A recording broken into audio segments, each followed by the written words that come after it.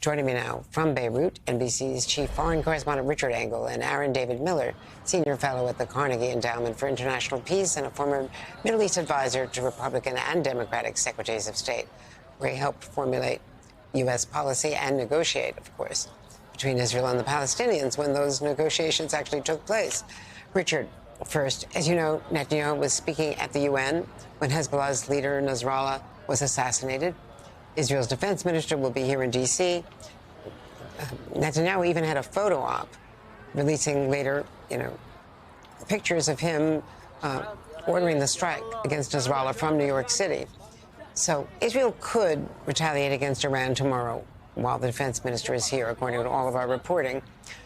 And we don't know very much about the targets. We believe, according to my sources, that it won't be nuclear, but there could be ballistic missile sites and air defenses, and other things that are close to some of the nuclear sites. What are you expecting?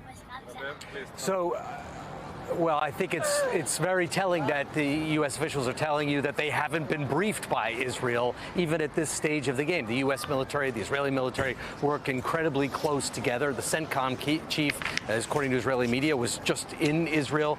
The fact that they haven't been briefed either indicates that they don't know, they haven't fully decided yet what the targets are, or there is this concern, and it seems like you're heading there in your open, that the Israelis don't really, the Americans don't really trust the Netanyahu government on this. They don't really trust Benjamin Netanyahu, to be honest, that he might do this attack on Iran while his own defense minister is in the United States, while these consultations are taking place.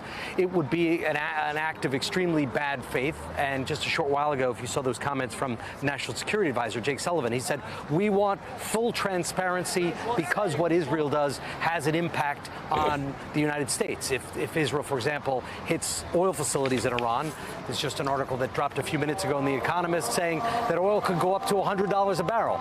In an election season, weeks before the election, if oil prices suddenly go up that much, it certainly has an impact.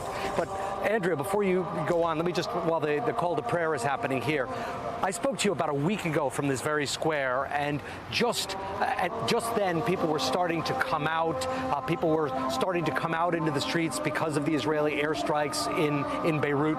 Now, everywhere you go in this city, on the street corners, there are families now, because where Israel is hitting here in Beirut is mostly confined to one area. It's called Dahieh, and it is the Hezbollah stronghold in the city, but it is also the most crowded neighborhood in Beirut. So mostly everyone from Dahieh is now living like these families, just out, no shade, they have no food, they've been complaining that no one is taking care of them, frustration is growing, and they don't know how long they're going to be like this. So while the U.S. is looking for clarity, I can tell you the same thing, and these same questions are being asked here.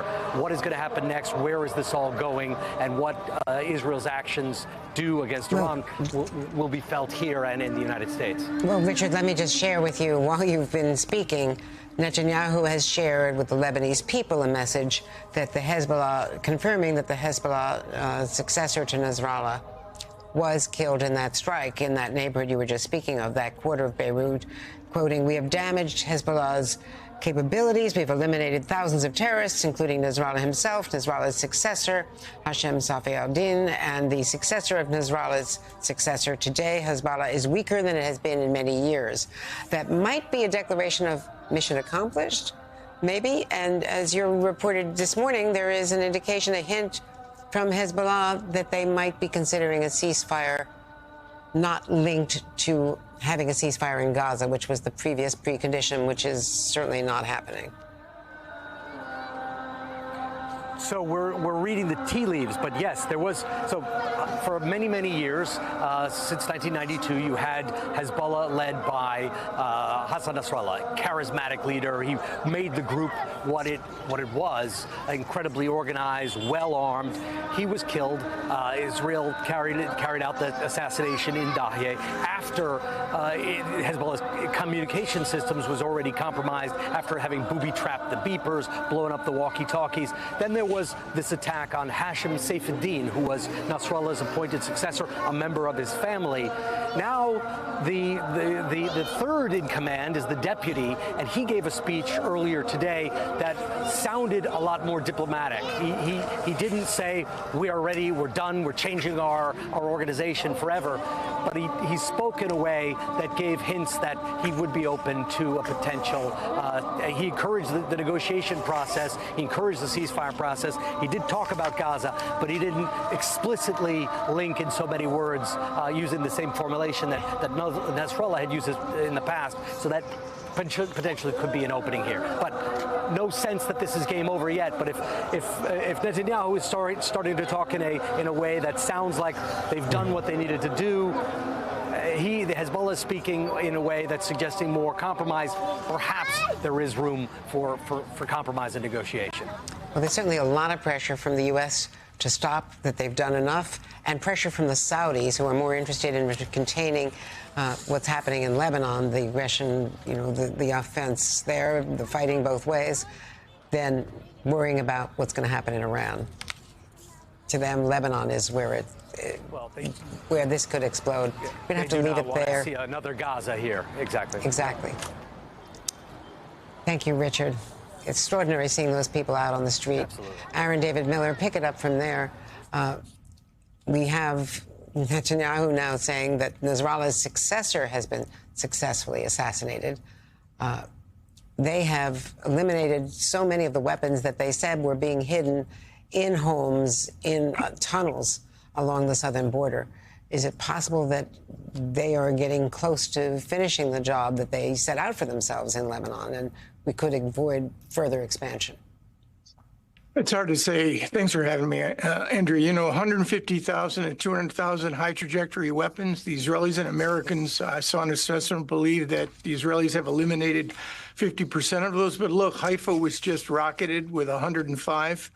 That's 40 miles from the border. So clearly Hezbollah has capacity to continue. Obviously, they've taken an enormous beating. But look, a ceasefire occurs, whether in Gaza or in Lebanon, when two parties are in a hurry, when in fact there is real urgency. That's when parties reach an agreement. I'm not persuaded yet, certainly not between Yahya Sinwar, the preeminent Palestinian decision maker in Gaza, and Benjamin Netanyahu, that there's any urgency to close on a ceasefire in Gaza.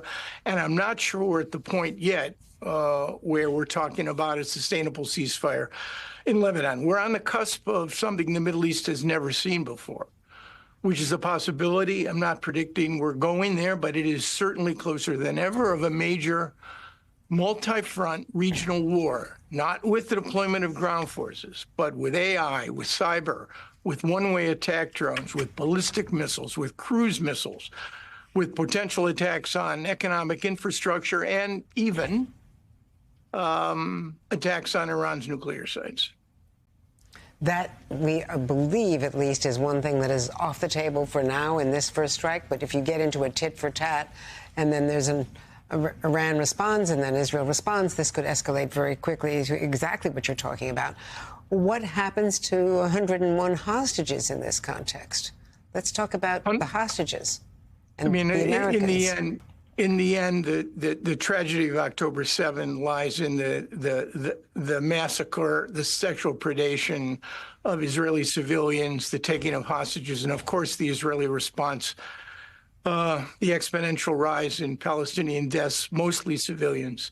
The hostages are emblematic, I think, of another dimension of the tragedy. Governing is about choosing.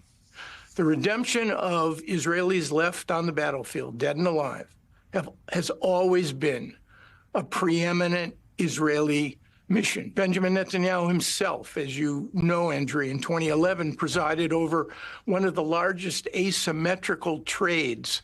One Israeli corporal, Gilad Shalit, taken by Hamas in 2006. 5 years later, Benjamin Netanyahu agreed to the release of 1,076 Palestinians, including, as you know, Yahya Sinwar.